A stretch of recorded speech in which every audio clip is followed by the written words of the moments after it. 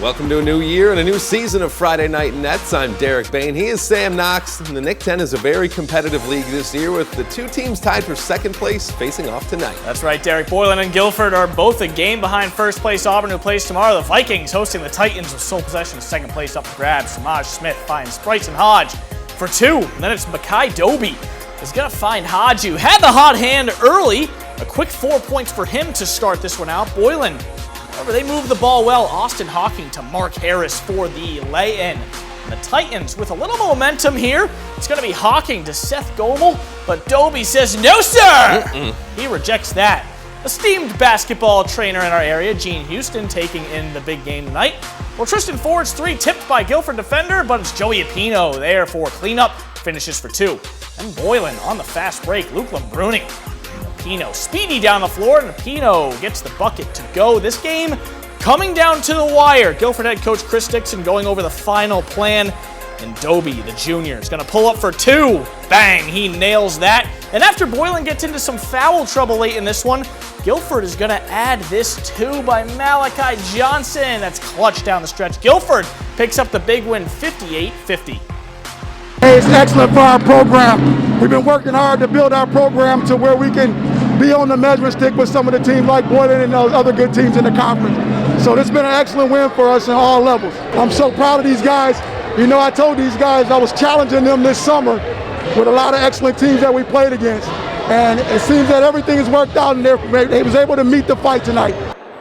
Big win for the Vikings, claiming sole possession of second place in the Nick 10. Elsewhere in the conference, Belvedere North taking on Harlem, and it was a little bit of a slow start to this one. Took almost 4 minutes for the opening bucket, and that honor goes to Ethan Andre. He is a bucket getter. He rattles in the three, and before he even has time to enjoy it, DeAndre Young is speeding down the other way. Woo. Seen him be electric on the football field before, does it on the basketball court as well.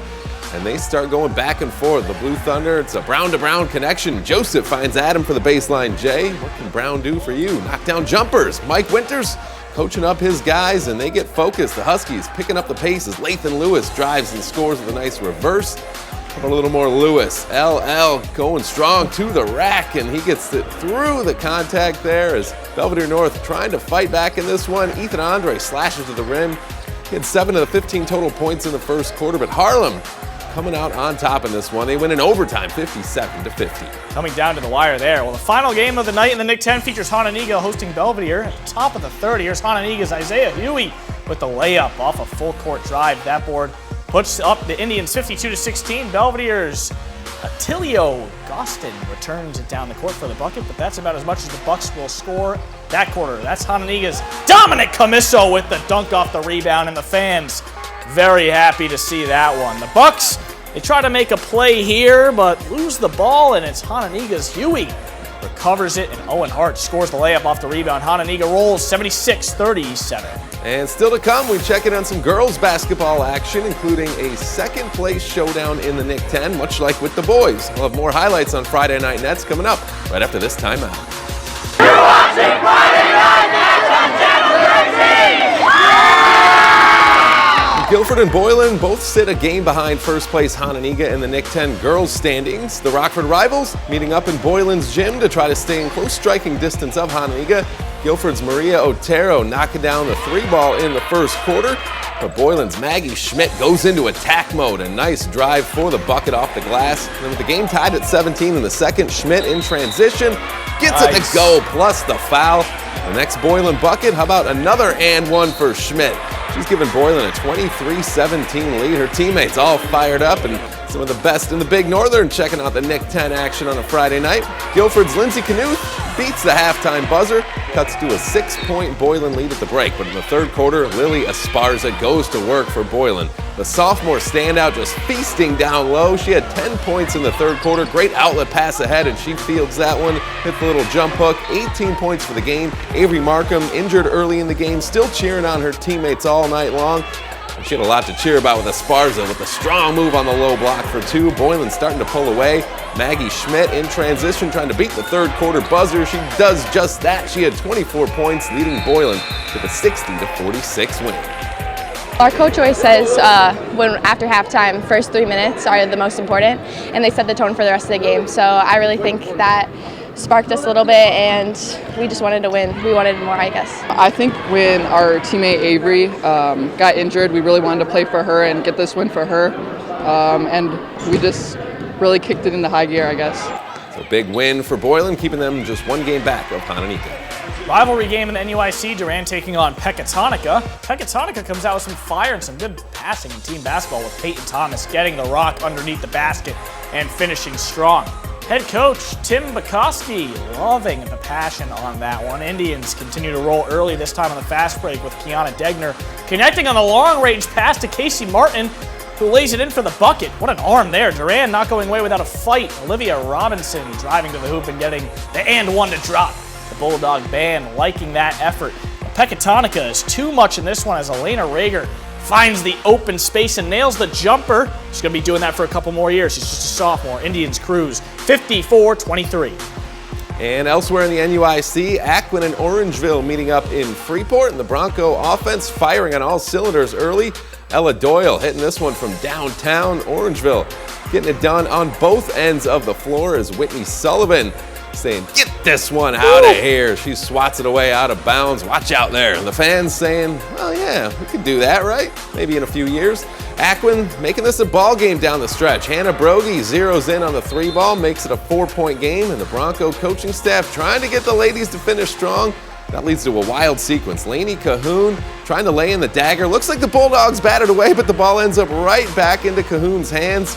She puts it in to seal this one up, 38-35, as Orangeville gets the win over Ackman. Now, we've covered a lot of hoops, but we are not quite done yet. We have a couple more games to get to. Plus, we'll check in on the Ice Hogs, who return to action tonight. Friday Night Nets returns right after this break. You're watching Friday Night Nets on Channel 13. Yeah! That was a rowdy bunch at Rockford Christian. Now, it's early in the Big Northern Conference season, with most teams only having a couple of league games under their belts. Conference action starting to pick up. Rockford Christian taking on Stillman Valley. Isaiah Johnson getting his team ready. We pick it up in the third quarter. Christian Cummings, the standout freshman, he cashes in the triple, putting RC up 11, and Cummings likes the wing. A couple minutes later, same spot, same result. Royal Lions up 14 on Stillman Valley. That has the loud student section on full blast as the third quarter winds down. Stillman Valley trying to stay alive. Evan Davidson drives in and banks it home. But it's fourth quarter time, and that means more Rockford Christian. Kevion Cummings showing off the handle. He glides to the rim, looking smooth with that move.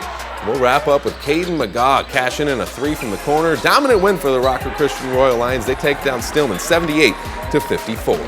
Big win for them, and convincing too. Byron and North Boone battling it out in Poplar Grove. It's the middle of the second quarter. Byron's Nick Kessler passes to Max Connell for the layup. It's North Boone going to have the ball, trying to make a comeback. Will Dutch, we know him, Derek. Stuck down low, he passes it around to Chris Dutch's brother. We know him too. He gets the 2-pointer. This continues to be Byron's game, however. The Tigers get the ball down low to Mason Brandt, the great golfer. He's going to hit the 2-pointer, makes the bucket. And the Tigers stay up at the end of the half, 25-16, and they take this one. Another win for Byron, 59-34 there. Now, we scoured the area looking for all the best high school basketball action tonight. Only one can be our play of the night. We head back out to Rockton, where Dominic Camiso, off the missed shot, he flies in for the putback slam. The Hononegah big man getting it done in a big win for the Indians. One more look at that one in slow motion. Camiso throwing down the hammer. Shaboom. To the NBA, the Bulls and Wizards go head-to-head. DeMar Rosen with the mid-range J.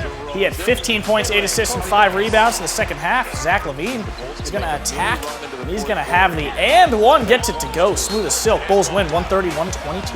And former Friday Night Nets regular Fred VanVleet and the Raptors taking on the Jazz, and about Freddie cashing in from outside. He's trying to make that bid for an all-star game appearance. He's going to go coast to coast in the second half, helping the Raptors get this one. A triple-double for Fred VanVleet. The first of his career, 37 points, 10 rebounds, 10 assists, and a big-time Raptors win over the Jazz, 122-108. Freddie! Yeah, Friday Night Nets then of the hockey variety as well. The Ice Hogs back in action at home, taking on the Chicago Wolves. The Wolves on a 12-game win streak, but not in Rockford. Lucas Reichel scores the first goal of the night, his 9th of the year. He had 2 goals in the game. But the air guitar champs, gotta love the enthusiasm from these two. 1 goal was enough for Colin Dealey. He pitches a shutout in net, and the Hogs add plenty more. They get the win, 8-0. Good to see them back on the ice, Sam. That's going to do it for our first edition of Friday Night Nets. We'll see you again next week.